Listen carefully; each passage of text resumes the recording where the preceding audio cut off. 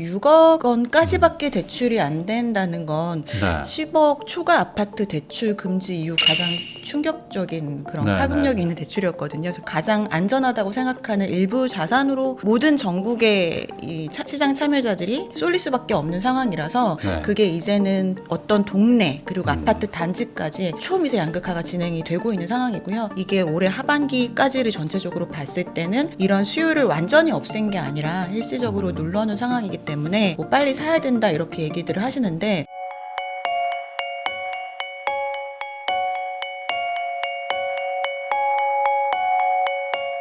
안녕하세요. 부익남TV의 부익남입니다. 요즘 부동산 시장 분위기가 참 많이 달라졌는데요. 그래서 모셨습니다. NH농협은행의 부동산 수석 전문위원이시죠. 김효선 위원님과 함께 최근 부동산 시장의 분위기와 그리고 이럴 때 우린 또 어떻게 대응을 해야 되는지 한번 다양하게 이야기 나눠보도록 하겠습니다. 위원님 안녕하세요. 네, 안녕하세요. 제가 위원님 모신 건 또 처음이기 때문에 네. 사실 요즘에 이 부동산 시장이 워낙 또 이제 다양하다 보니까 네. 또 의견도 막 분분하고 네. 그래서 또 이제 위원님은 또 어떤 생각이실지 이런 걸 좀 저도 이제 여러분에게 듣고 싶어가지고 또 네. 모셨거든요. 가장 아마 우리 시청자분들이 궁금해하시는 거는 도대체 지금 앞으로 하반기 어떻게 될 거냐 이게 아마 네. 제일 궁금해하실 것 같긴 하거든요. 네. 위원님의 생각은 그냥 우선 총평으로 어떻게 보세요? 하반기 어떻게 보세요? 사실 지금도 마찬가지고 지금 좀 특수한 상황이긴 하지만 네. 올해 내내 비슷한 좀 구조로 갈 거라고 보고는 있어요. 네.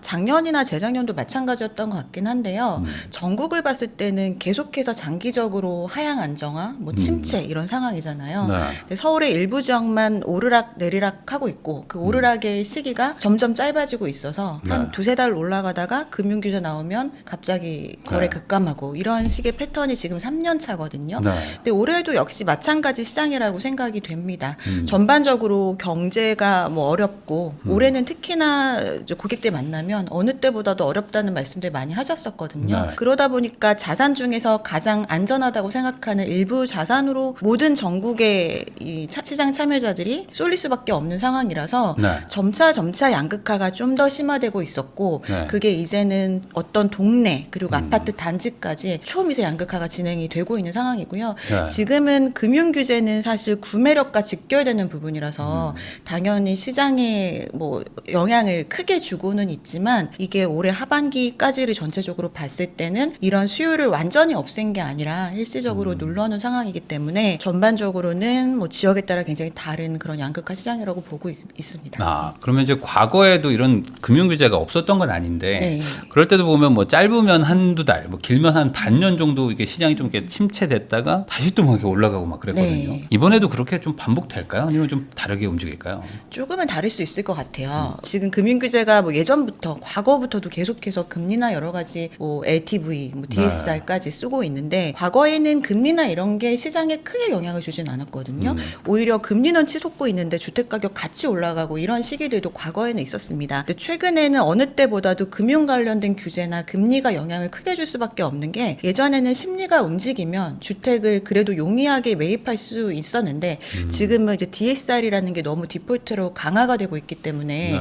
이 DSR을 유예하는 뭐 정책 대출이 나오거나 아니면 DSR을 조금 이제 유예할 수 있는 효과를 간접적으로 줄 수 있는 뭐 만기를 길게 주거나 아니면 금리가 거의 시장 금리가 기준 금리에 동일하게 맞춰지거나 하는 때에 구매력들이 몰릴 수 있거든요. 근데 최근이 그랬던 것 같아요. 작년 7, 8월을 보면은 한국은행 그 주담대 금리 신규 취급 금리를 보면요 기준 금리랑 동일했거든요. 네, 그건 맞아요. 굉장히 이제 네. 뭐 기준금리가 올라간다 내려간다만 이슈가 되긴 하지만 대출금리가 워낙에 낮았기 때문에 네. 그때 작년 여름 굉장히 뜨거웠잖아요. 그리고 그 이후에 가을에 금융규제 생기면서 대출금리가 조금씩 이제 올라가기 시작했다가 최근 들어서 또 금융규제가 생긴 거라서 최근은 지금 현재까지도 금융의 역할이 주택시장에 굉장히 큰 영향을 주고 있습니다.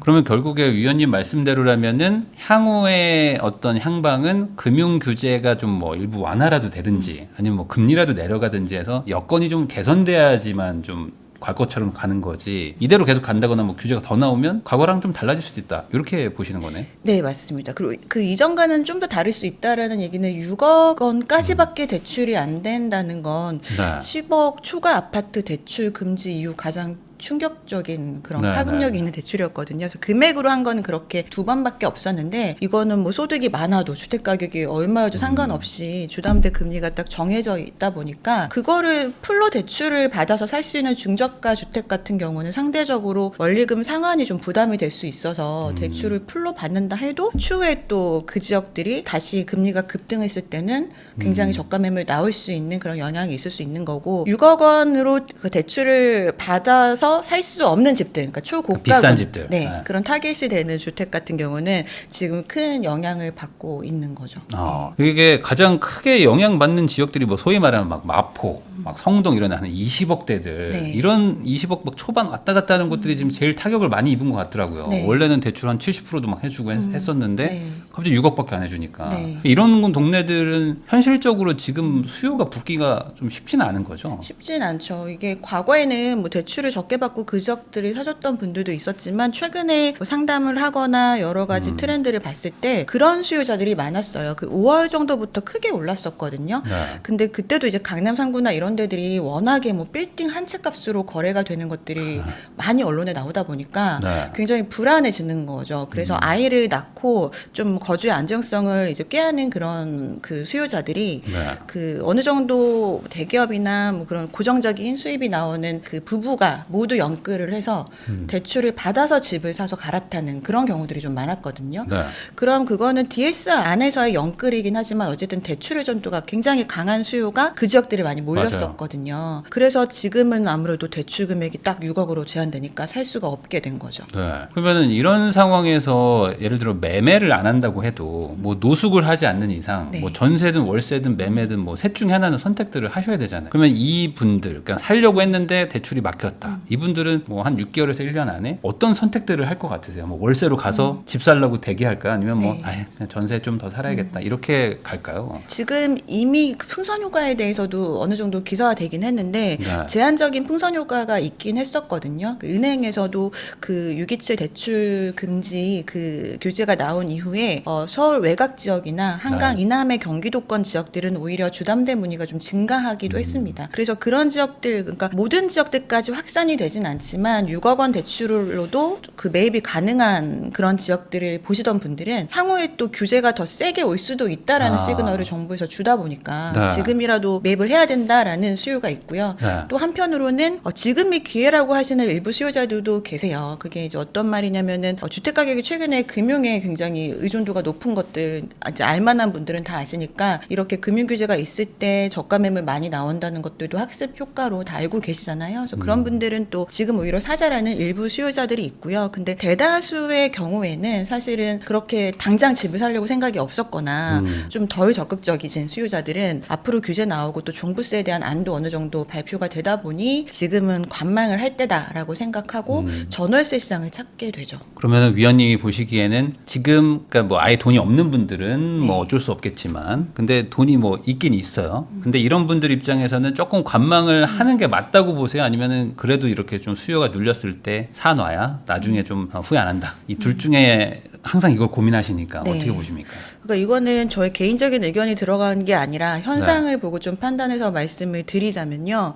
지금 중저가 지역들 같은 경우, 그러니까 대출을 받아도 살 수 있는 지역들 물론 매입을 하셔도 좋지만 지금 집값이 이렇게 전국적으로 다르게 양상을 보인 시기가 2022년도 하반기부터 본격적이잖아요. 네. 그 전에는 다 같이 올랐으니까. 네. 근데 그때 뭐 2023년부터 25년까지의 주택 그 실거래 가격들을 보면요. 지금 그 중저가 지역들은 사실 가격이 큰 차이가 없어요. 네. 그래서 지금 금융규제가 와서 저가 매물이 많다라고 하지만 사실 그 이전에도 계속해서 있었던 확률이 높거든요. 네. 근데 최근에 그 5월부터 뭐 마포, 성동 올라가면서 그 지역들이 너무 단기간에 급등을 하니까 보시던 분들이 한강벨트 라인 따라서 점점 확산되고 맞아요. 뭐 노도강까지도 진입하는 시점에서 금융규제 나왔거든요. 그러니까 일시적으로 그 올라갔던 것보다는 내려가는 것처럼 보이기 때문에 뭐 빨리 사야 된다 이렇게 얘기들을 하시는데 있는데 저는 좀 더 기다려서 사셔도 이제 크게 무리는 없다라고 보여집니다. 이게 네. 크게 올라가기보다는 지금 수준을 유지할 가능성이 높아서 지금 사나 사실 하반기에 사나 가격적으로는 크게 차이가 없기 때문에 지금 보시되 네. 좀 더 좋은 본인에게 적합한 물건이 나왔을 때 매입을 하는 게 맞으실 것 같고요. 마포나 성동 같은 경우는 가격의 등락이 워낙에 굉장히 큰 지역이잖아요. 그래서 올해 초와 지금의 가격도 다르고 네. 작년 초와 지금의 가격이 너무나 많이 차이 나거든요. 그래서 중장기적으로는 계속해서 올라가는 지역인데 아무래도 대출 의존도가 높다 보니까 네. 금융규제가 생기기 시작하면은 가격이 내려갈 수 있다라고 보여지는데 지금은 아직 시행 초기라서 호가가 아마 유지되고 있을 거예요. 네. 근데 이 6억 원이라는 그 금액이 저는 생각보다는 오래 갈 수 있다라고 보거든요. 그래서 좀 더 기다리셨다가 저가 매물들이 나오기 시작하면은 고가였을 때 금액과 비교해서 이 정도는 좀 안전하다고 생각하는 매물이 나올 시기가 있을 거라고 판단이 됩니다. 그래서 좀 더 기다리셔도 될 것 같다. 그럼 그 기다리라는 거의 의미도 되게 중요할 것 같은데 네. 기다리면은 결국에 어떤 추가 규제가 나올 거기 때문에 네. 그걸로 인한 어떤 좀 일부 막 이렇게 던지는 매물들이 나올 걸로 예상을 하시는 거예요? 이 추가 규제가 나올 거다. 그렇죠. 추가 규제 혹은 이 금융 규제 그 영향이 본격적으로는 줄 아직 것이다. 나타나진 않았다라고 보는 거죠. 사실 지금 뭐 마포나 이런 데 가면은 뭐 이렇게 호가가 떨어지지 않았어요. 네. 딱히 뭐 그 가격 그냥 그대로거든요. 뭐 살 거면 사고 말라면 말아라 막 이런 느낌이거든요. 네. 그래서 이제 사려는 분들도 좀 약간 고민을 하시는 것 같아요. 이거 지금 사야 될 것 같기도 하고 이거 맞춰주고 사는 게 맞나? 막 고민이 많으신데 조금 네. 기다려라. 네. 그럼 기다리면 결국엔 이제 월세든 전세든 살아야 되는데 그럼 보통 이제 2년 단위로 돌아가니까 네. 한 2년 기다려도 될까요? 2년이요. 이건 좀 너무 긴가? 그 2년 전에 좀 더 기회가 오지 않을까라는 아. 뭐 개인적인 예상이긴 한데 이거는 네. 정책의 방향성에 따라 되게 달라질 수 있기 때문에 네. 일단 좀 구체적으로 단지를 정해놓으시고 가격을 면밀하게 좀 이렇게 흐름을 보시는 게 중요할 것 같아요. 네. 지금은 사실 나만 알고 있는 숨겨진 보석을 찾아서 굉장한 저가로 매입을 하긴 어렵잖아요. 네. 그래서 현재 가격이 얼마냐 보다는 사실 추이나 흐름이 굉장히 중요하거든요. 타이밍이. 그러니까 그 주택이 이렇게 말씀드리면 죄송하지만 그 가격에 따른 서열이 이미 좀 매겨져 있고 아무래도. 그걸 전 국민이 많은 어플을 통해서 지금 대부분 알고 계시잖아요. 그래서 네. 그게 뒤바뀌어질 가능성은 없는데 그 한 단지를 보시면 굉장히 단기간의 가격도 큰 파동을 내면서 가격이 다르거든요. 실거래 가격들은. 그래서 뭐 통계를 보시더라도 전반적인 그 변동률보다는 실거래 가격들을 좀 보시면서 본인만의 그런 타이밍을 본인이 잡으셔야 되는 것 같아요. 예를 들어 이렇게도 얘기할 수 있을까요? 뭐 최근에 급등한 지역들 있잖아요. 네. 그러니까 급등한 지역들 기준으로 보면은 예를 들어 대출을 많이 해줄 때 이 정도 가격으로 급등을 했다면 대출을 이제 줄이면 당연히 어느 정도 내려가야 되는 거 아니냐. 네. 라고도 생각할 수 있단 말이죠. 네. 네. 그러면은 아직은 호가가 안 내려갔지만 어느 정도 좀 호가가 좀 내려올 것이다. 네. 이렇게 좀 베팅하는 것도 나쁘진 않을 것 같다. 네, 네, 맞습니다. 그러면은 이 상황이 결국에는 이제 막 급등을 한 것 때문에 또 이렇게 대책이 나온 거잖아요. 네. 이 급등의 근본적인 원인 이건 뭐로 보세요? 왜 이렇게 단기간에 막 올랐을까요?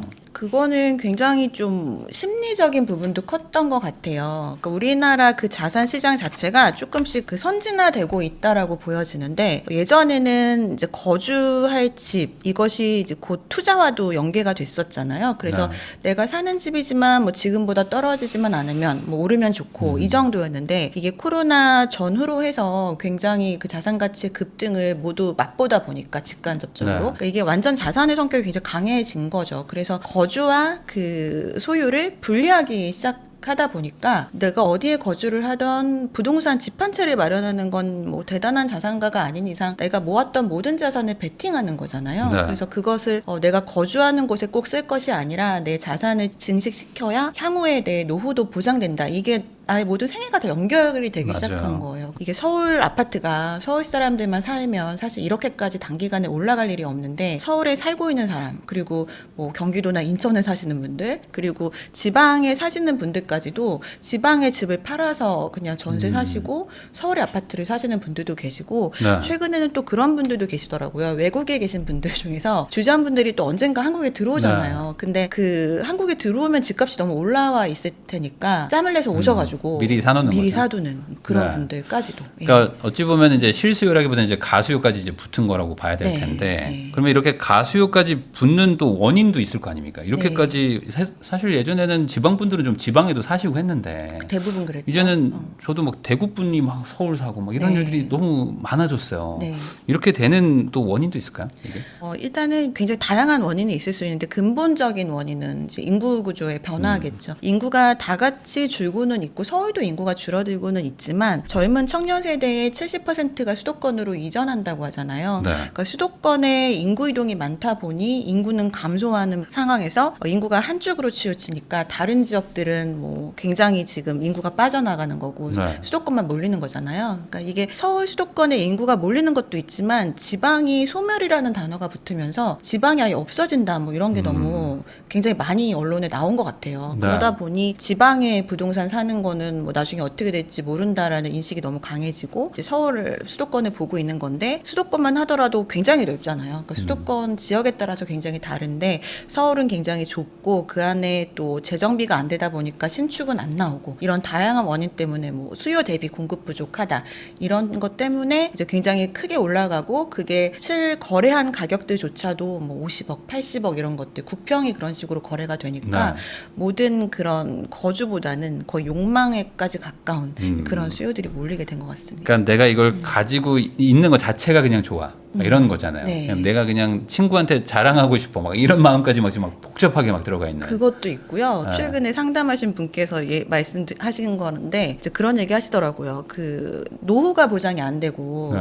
또 국민연금 이런 게 얼마나 나올지 모르는 상황에서 현금이 끊겼을 때 강남에 집 한 채 있으면 최후의 상황에서는 그거 전월세 주면 그 보증금으로 딴 데 충분히 살고 월세로는 어느 정도 받을 수 생활비를 있다. 보전할 수 있기 때문에 강남집만큼 노후를 보장할 수 있는 게 어디 있냐라고 말씀을 하시더라고요. 그래서 그게 최근에 트렌드로 봤을 때는 그렇게 가고 있구나라는 좀 생각이 들더라고요. 예전에는 상가 사가지고 월세 받아야지 뭐 이런 생각 하셨는데 지금은 이제 그런 생각이 싹 사라지신 것 같아요. 대부분 네. 그냥 아파트 사서 월세 받겠다. 맞아요. 차라리. 맞아요. 그래서 그렇게 네. 상가나 상업용 부동산 보시던 분들도 주택으로 보시는 분들까지도 수요로 이제 생겨난 거죠. 그러면 또 위원님이 또 상담도 많이 하시고 자산가 분들도 많이 만나실 테니까 궁금한 게 네. 지금 강남의 가격이 막 되게 급등을 했고 특히 이제 뭐 반포나 압구정 이런 데들은 정말 막 폭주 상태로 막 갔잖아요. 네. 몇 년간. 이런 가격 자체가 사실은 좀 부담이 될 수도 있으실 텐데 그런 것들을 관심 갖고 뭔가 좀 사는 분들 네. 이런 분들의 심리가 네.